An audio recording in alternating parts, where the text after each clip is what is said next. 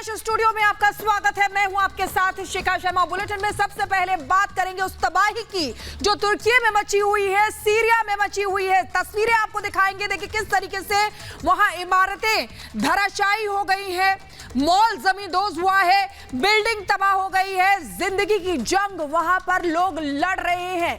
बिल्डिंगों में आग भी लग गई है। देखिए पूरा का पूरा शहर जो है वो उजड़ गया है। बच्चों का रेस्क्यू किया जा रहा है। सड़कें तबाह हो गई हैं। ये उस चंद सेकंड के बाद हुआ जब वहां पर भूकंप आया, यानी कि मौत का ऐसा तांडव देखने को मिला है। तस्वीरें उसी की तस्दीक कर रही हैं। देखिए किस तरीके से जिंदगी वहां पर लड़ रही है, जद्दोजहद कर रही है। किसी तरीके से देखिए बच्चों का रेस्क्यू भी किया जा रहा है। तस्वीरें आपको दिखा रहे हैं। जो लोग मलबे में फंसे हुए हैं उनको निकाला जा रहा है बाहर। 5000 से ज्यादा लोग अपनी जान गंवा चुके हैं। रिपोर्ट आपको दिखाते हैं।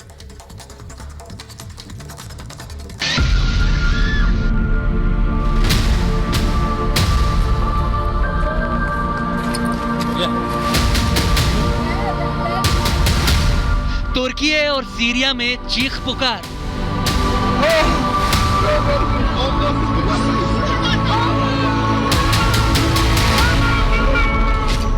कुदरत के कहर से तुर्की और सीरिया दहल उठा है।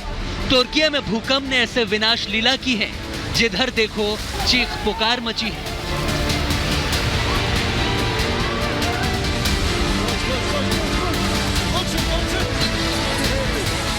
विश्व स्वास्थ्य संगठन ने बताया कि तुर्की और सीरिया में भूकंप से करीब 2.25 करोड़ लोग प्रभावित हो सकते हैं।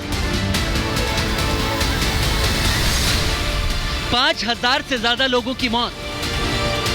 तुर्की और सीरिया में विनाशकारी भूकंप से दोनों देशों में मृतकों की संख्या बढ़कर अब 5000 के भी पार चली गई है और यह आंकड़ा और भी बढ़ने की आशंका है। 15,000 से ज्यादा लोग घायल। हजारों की संख्या में लोग भूकंप की चपेट में आने से घायल हुए हैं। लगातार एजेंसियां रेस्क्यू ऑपरेशन में जुटी हैं। इसके लिए भारत ने भी अपनी टीमें तुर्की में भेजी हैं। तुर्की में 8000 लोगों को अब तक मलबे से निकाल लिया गया है। 7000 से ज्यादा इमारतें धराशायी। तुर्की की डिजास्टर मैनेजमेंट एजेंसी ने बताया कि 11,342 इमारतों के धराशायी होने की खबरें हैं। भूकंप से धराशायी होती इन बिल्डिंग की तस्वीरों को आप भी देखिए। अचानक धरती हिलती है और फिर सब चकनाचूर हो जाता है। भूकंप के 300 आफ्टर शॉक। तुर्की की ओर से जानकारी दी गई है कि 7.7 और 7.6 तीव्रता के भूकंप आने के बाद से अब तक भूकंप के तुर्की में करीब 300 से ज्यादा झटके आ चुके हैं। इन तस्वीरों को देखिए कैसे हर तरफ तबाही का मंजर है।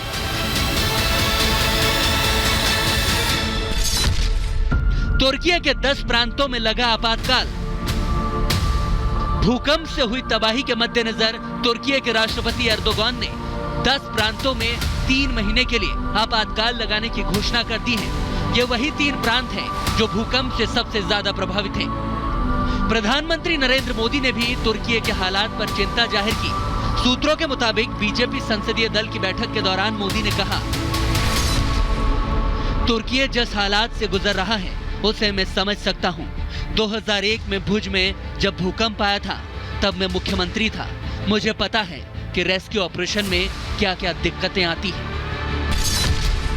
मुसीबत में भारत ने की मदद। तुर्की का कहना है कि राहत और बचाव कार्यों के लिए दुनिया भर के 3000 कर्मचारी तुर्की आए हैं। भारत ने भी तुर्की में विनाशकारी भूकंप से प्रभावित लोगों के लिए मदद भेजी है।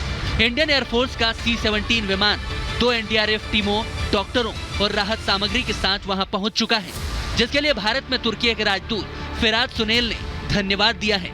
उन्होंने कहा कि भारत के लिए उनके पास एक शब्द है और वो है दोस्त। ये जानते हुए कि तुर्की पाकिस्तान का सिंपैथाइजर होता है कई बार, और जब वो संकट में आया तो प्रधानमंत्री जी जिस तरह से वो बात बता रहे थे वो भावुक थे।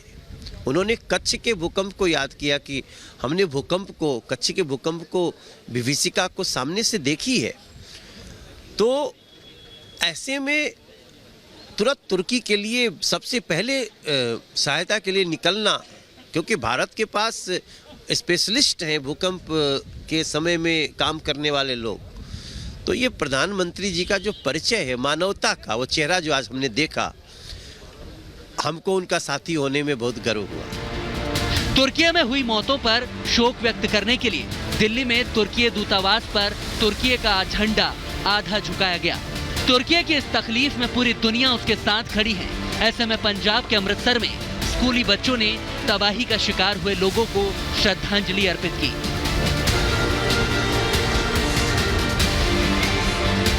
हजारों लोगों की भूकंप के बाद जान चली गई, शहर के शहर बर्बाद हो गए। लेकिन रेस्क्यू ऑपरेशन में भी मौसम अब अड़ंगा लगा रहा है।